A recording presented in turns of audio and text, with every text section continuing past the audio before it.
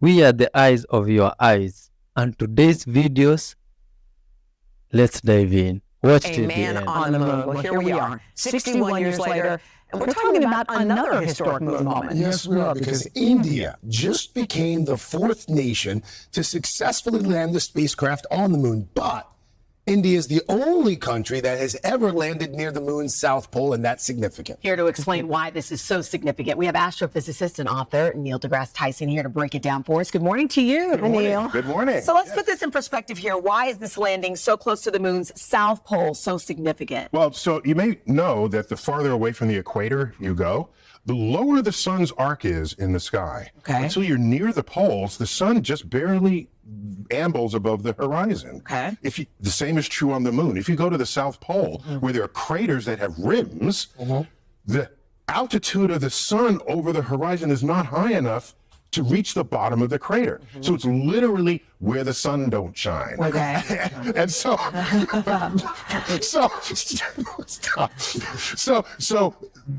when the moon's hit by asteroids and comets have water. If water lands in those places, they're called cold traps, and the water never goes away. Well, that's the key there, the water. So you're near water, and that's interesting. But what I found surprising is water is something that may actually be able to be transformed into fuel. Yeah, so you can drink water, but if you separate the hydrogen and the oxygen, H2O, and bring them back together, it is rocket fuel. And you know what the exhaust is?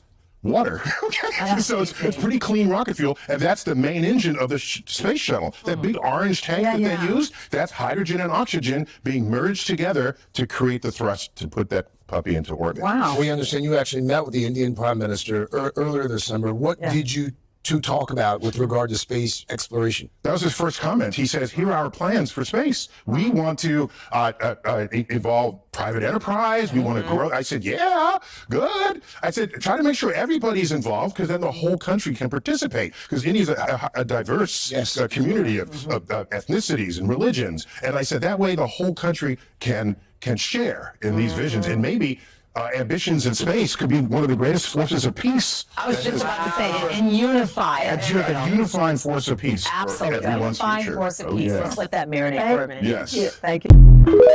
If you have seen our previous episodes, you had the video of India landing. Bombshell claims from a military whistleblower. UFO wreckage recovered by the U.S. kept classified by a secret government program for decades. You are saying to the human race, for the first time, an official intelligence representative at a high level from the US government is saying publicly, we are not alone. We're definitely not alone. Hearing reports from pilots that they're seeing objects on almost a nightly basis off the northern Pacific as well as northern Atlantic. According to the Florida Senator Marco Rubio, others have come forward as well. The top-ranking Republican senator on the Intelligence Committee says other intelligence officials have come forward in secret to Congress alleging first-hand accounts of UFOs. There are whistleblowers beginning to come out in other settings besides this, and I applaud them, and I think more should do so. They're not lying. They're telling the truth. Something is going on. These people at some point, or maybe even currently, have held very high clearances and high positions within our government. The UAP task force was refused access to a broad crash retrieval program. My God, the president and the director of the CIA are being denied access. You know, we have the Pentagon pushing against us, calling some of our witnesses, telling them, you know, don't go testify before this committee. This thing has been covered up. It is ridiculous. The Pentagon needs to come forth with the truth, finally. These programs have been hidden from them, that they've not been allowed to exercise their lawful oversight role. Former staff director of the Senate Intelligence Committee is publicly calling on the government to reveal what it has. He says he's spoken to 4 witnesses who say the same thing that Grush says. If the government does have proof, why do you think they want to keep this under wraps? I don't know, but I think we're starting to see a risk associated with keeping this under wraps for too long. We have spacecraft from another species. We do, yeah. If these objects are flying around and have been for a number of years, the assumption would be that they would likely crash at some point and that there would be an operation to retrieve it. How many? Quite a number. You're kidding. 121. We learned of another one last night from a very high level whistleblower. People who we entrusted to do some really important things for our country are saying some pretty incredible things. Everyone, the entire American public, has been lied to for decades. Yeah, there's a sophisticated disinformation campaign targeting the U.S. populace, which is extremely unethical and immoral. Very senior intelligence person. And, he had 2 Black Hawks over his house, shaking his house with his kids in it. A lot of them are very fearful of their jobs, fearful of their clearances, fearful of their career, and some, frankly, are fearful of harm coming to that. It's a very thuggish situation going on. Treason against the United States of America. Murder. We do have a man who's this former chairman of a major Fortune 100 company who wants to come forward, but he and his family have been threatened in the last month. There are wet works at the kill teams that will be deployed. And so this is very, very serious. It needs to be taken seriously. I have been threatened, and we've had some losses on our team. I've had a few people over the years that worked with me who have been killed. It's difficult. We had the contract for all military services out at the Roswell Army Airfield. But anyway, we were walking up the ramp and I saw a lot of debris. We had the contract for all military services. It looks like you had a crash. The 4 fragile fingers and the long arm, real short joint, the large eyes. Nevada is abuzz tonight with stories about the crash of an unknown object and the alleged sighting of strange creatures in the backyard.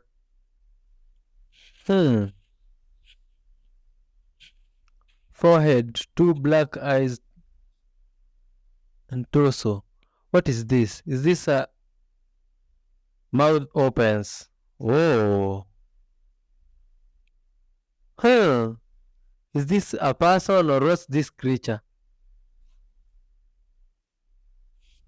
Yo, this is crazy.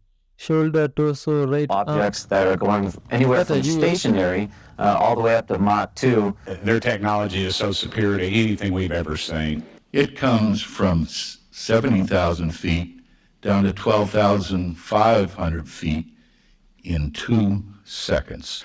This man has been in a skiff with these objects, extraterrestrials of various sizes. The last known count I had of different civilizations involved with this, about 60 to 70. Some of these retrieval operations are not extraterrestrial, but they would like sometimes the public to think maybe it was, because the bigger secret, I'll tell you right now, is not the extraterrestrial issue. It's these technologies which an unsupervised and frankly illegal operation have, which is a threat to the national security. You think UFOs exist and are they extraterrestrial or ours? He said they are both. And that is from the director and the head of Lockheed Skunk Works, Ben Rich. But I do think it's time for the truth to be told. If, as David Rush alleges, there is a non-human intelligence engaging with this planet, and if there indeed have been agreements between the United States and those non-human intelligences, then I think it's time to tell the public the truth.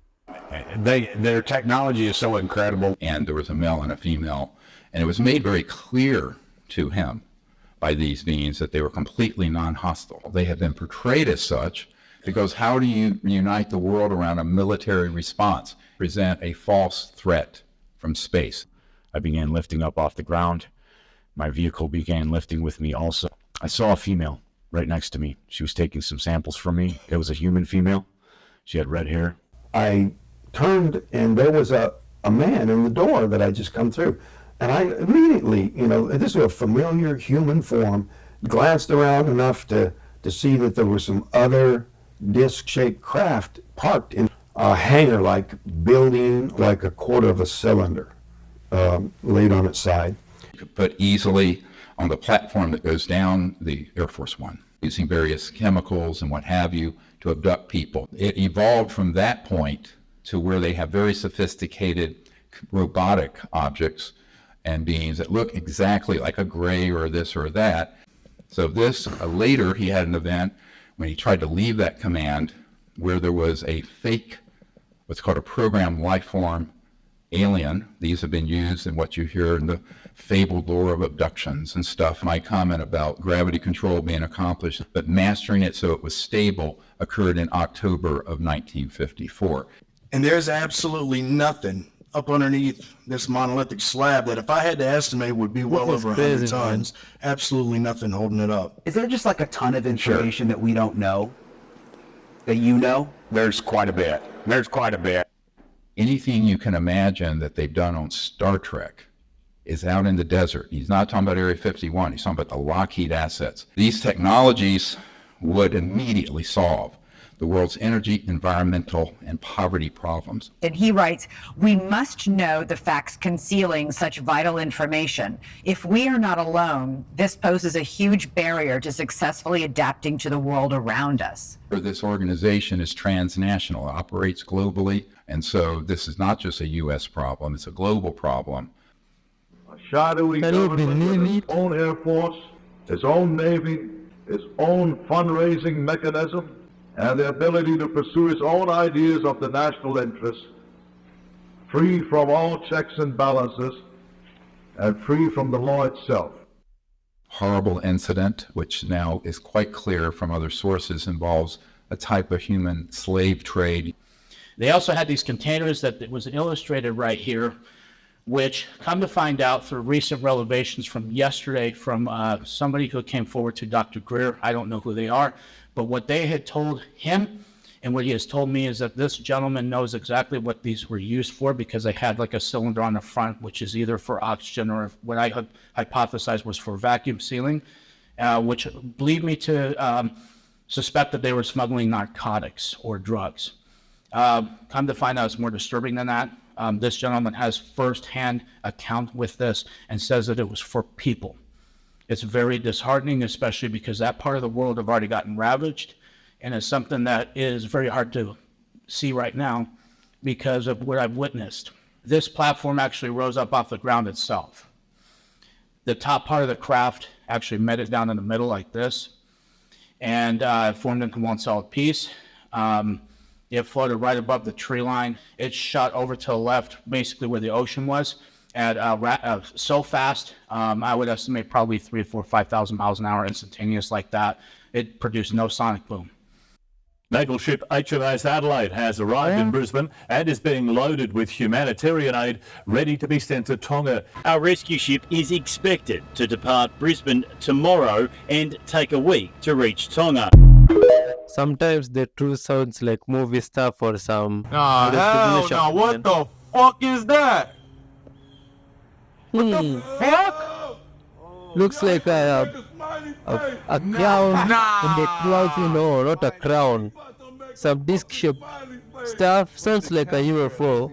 Or looks like one from what we have been seeing in the previous videos, man. Shit. Or a big smiley face emoji. Who knows? He's going down. Yo, he's going for the smile. What is this, man? He's going with the smile. Nah, bro. Let's go! Yo, that fucking lit! Yo, man, is this real? Yo, that's lit! That's the most fire shit I've ever fired! What's that stuff, man? Is that a shape? NASA and the Pentagon have either no idea what is going on, or they are keeping mum, as mysterious metallic orbs are being spotted in large numbers in numerous locations around the world. Places where UFOs have never been spotted, or reported from, have suddenly become UFO hotspots, like the Middle East. We will come to that in a while, but first, we gotta address that all of this is coming amidst a former intelligence official reportedly handing over classified information to the US Congress, revealing that the government possesses intact and partially intact alien vehicles. What is going on? Crazy, man. Watch till the end for even crazy theories, man. This view from another camera on the International Space Station. Again, this station right now is about 262 statute miles over Earth, actually flying over Ontario at this point. It's moving pretty fast. You know, just a couple minutes ago, it was flying over Washington State. We're now all the way over Ontario, so 17,500 miles an hour. That is about 5 miles per second. Quite speedy. And speed is relative, so it doesn't look that fast on your screen, but that is very, very fast. It doesn't look that fast, though. We are just a few minutes now from passing through waypoint 0. And we expect to pass through waypoint 1 as well. That'll be about 25 minutes following our pass through waypoint 0. Again, these are points built into the docking process. That way, if we needed to hold at these, we definitely can. It's a great opportunity to check out any systems, but the teams here in Hawthorne as well as in Houston have pulled go. So They're not this tracking thing any has issues kinda like that the would whole world preclude us from in a safe just, docking. some Again, looking hours. at that coming up at about 6:05 a.m. Pacific. According to the speed that is going, that's crazy. I would like to know how long it can take to just revolve around the whole world. What is this? Yo, this looks like a satanic statue someplace. Wow, this is crazy. Where is this place, man? I'd like to know.